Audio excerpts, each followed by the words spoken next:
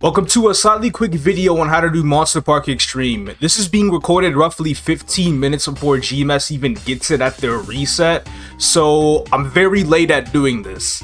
Let's go ahead and start off with some requirements. You want to be level 260 before you can even enter this area. That is the minimum requirement. All the monsters in Monster Park Extreme, including Extreme Bigfoot, will also be level 260 as well. You can run in a party of 1 to 4 players. Do not go by yourself. I do not recommend going by yourself unless you are a liberated player and going by dojo spec, because that's what a lot of the Korean people do. You are probably clearing like floor 65 plus dojo, or your character is about that strong to be able to actually see if you could take down Extreme Bigfoot in about like 2 summons. So for the damage requirements, the mobs are a bit tanky. Again, going off of Korean dojo spec for this, some people on GMS or whatever will probably come up with some bill per second BA to figure out like what damage you would need for this. But ideally, if you're under floor 50, you're getting carried. That's just how it is. You are getting absolutely hard carried. It takes a full party, a party of 4 of people who have their dojo floors around the mid 50s to be able to kill Extreme Bigfoot within 2 summons. So yeah, it takes quite a bit. That's for like the quick runs as well. 2 summons or less is pretty much a quick run in a full party. If you go beyond 2 summons, which a lot of the lower damage parties will, the run is definitely not quick, but I will say the EXP at the end is still very worth it. On the other hand, if you are running with the full party of people who are liberated or are just insanely strong in general, you can destroy Bigfoot within 1 summon, even if that only lasts for 30 seconds. There should be enough people scattered around the map to look for the Bigfoot, call out the Bigfoot, y'all burst, and then y'all murder him. But anyway, let's get into the actual dungeon. Here is the map. It is insanely huge. This is extremely big, and this is exactly why you need to run with other people. Before I kill any of the mobs, let me talk about the map's gimmicks and whatnot. There are a lot of teleporters in the map. The first 2 teleporters by the altar will take you to the left or the right side. Going over to the left side, taking this teleporter again will bring me all the way down. Taking it back up will just take me up throughout the left side. On the left side, there are also 2 jump pads, one at the bottom and one at the middle. Use one and you go very far automatically all the way over to the right side. This left side portal down here also takes you to the bottom of the left side. And then we have the right side portals. This portal down here takes you to the bottom of the right side. The portals on the right side take you up throughout the right side. And then we have the portal by the altar at the top right that just takes you to the top of the right side. And then of course the jump pads over here. This one is the middle right, takes you all the way over to the top left. So the one on the bottom right takes you over to the middle left, and then the one on the middle left takes you over to the top right. And then lastly, there is a spring at the very bottom center of the map, and when you use it, it takes you back up to the altar. There are a total of 8 different monsters in this map that spawn in 8 different places. This is place number 1, going over to the right. This is place number 2, these 2 platforms. Place number 3, these 2 platforms. In place number 4, these platforms right here. Place number 5 will have the monsters on these platforms here. Place number 6 will have it on these 3 platforms here. Place number 7 will have it on these 2, and then place number 8 will have it on these 2. The monsters that spawn change every single run, so do not get used to the spawn placement that you got on your first run. The task is simple. You want to be able to kill 50 of each assigned mob, and then you hold NPC chat on the altar to spawn Extreme Bigfoot. These are very tanky monsters. They have roughly approximately 20 billion health, but they stay at level 260. There are 15 monsters for every spawn wave for every monster on the map. So it will take you about 4 spawn waves to clear it out. Also, sometimes somewhere on the map there is a special reindeer. This reindeer is extremely tanky. It has 500 billion health.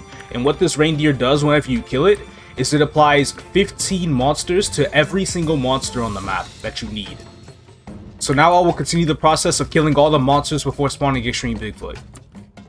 And again, you have to look around for what you need. Of course, this is much easier to be done in a party, especially in a party of 4, because each person could just look for a set of monsters and they stay there.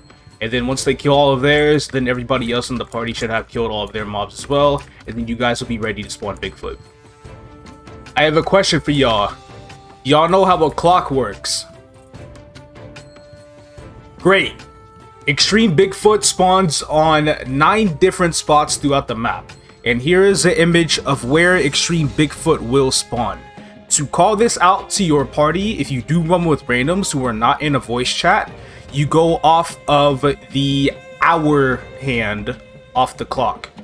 So for example, I'll hover over my map. This is 12 o'clock right here. This is 1 o'clock. This is 3 o'clock. This is 5 o'clock. This is 6 o'clock. This is 7. This is 9. This is 11. Usually when I'm in parties, you will have people at a placement. So I'm at the altar. I'll be spawning the altar. So there'll be 3 other people in a party.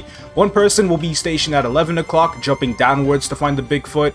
Another person will be stationed at 12 o'clock, also jumping downwards to find the Bigfoot. And then another one at 1 o'clock to jump down to find the Bigfoot. But the Bigfoot can also spawn in the middle. So if it does spawn in the middle, the person who summons it should not leave the middle until they know that it's not there. So I will go ahead and do my summoning, which you hold it down, there's a bar, and then once the bar is completely filled up, Bigfoot spawns. And I'm going to get ready to start going places. So as soon as that timer starts, Bigfoot immediately spawns. And I got a super lucky spawn placement, and he only happens to be up here. Because I am solo, I will not be bursting this one down. Rather, I would go ahead and burst the next one down and kill him then. So the first Bigfoot only spawns for 30 seconds, but every additional Bigfoot after that will spawn for 30 more seconds. So the first one is 30, the second one is a minute, the third one is 90 seconds, the fourth one is 120 seconds. Honestly, I have never gone past 120 seconds, but I believe that if you spawn it enough times, it just stays on the map until you clear it. Also, Extreme Bigfoot has 15 trillion health. 15 trill, just to let you guys know. And then I just repeat the process of killing 4 different mobs this time. There might be some of the same mobs, but they just select 4 of the 8 mobs by random. There is another reindeer here, so I can easily kill this for 15 for all the mobs. My solo runs with 2 summons usually take me about 5.5 minutes. So I've already been here for 8 minutes, but that's mainly just for demonstration purposes. So I have killed all of the monsters. It is time for me to go ahead and prepare for the Bigfoot spawn. And this will be the kill. I prepare to burst. I pop on my buffs here and search for the Bigfoot. And then as soon as I see him, he's gone. So it's going to take a little bit for me to look. So I found him up at 6 o'clock. And this is when I start preparing everything. Should be a pretty quick burst, you know, get him down. As soon as I get everything fully prepped up, I'll go ahead and use my Genesis iframe, my roar, and then he should be like dead immediately as soon as I'm done bursting. Just like that, you clear it, and it's done. Here are some conditions, I guess. When you enter Monster Park Extreme, it does not count as a clear. You could enter as many times as you like, but as soon as you have that clear message show up and you come here, that's it. You use up your run for the day. You only have 1 run per day per world. I do want to warn you guys that Bigfoot can be a little tanky. You might underestimate him at first and not really watch your health, and then you might accidentally die. Because it has happened to a few people that I've done parties with.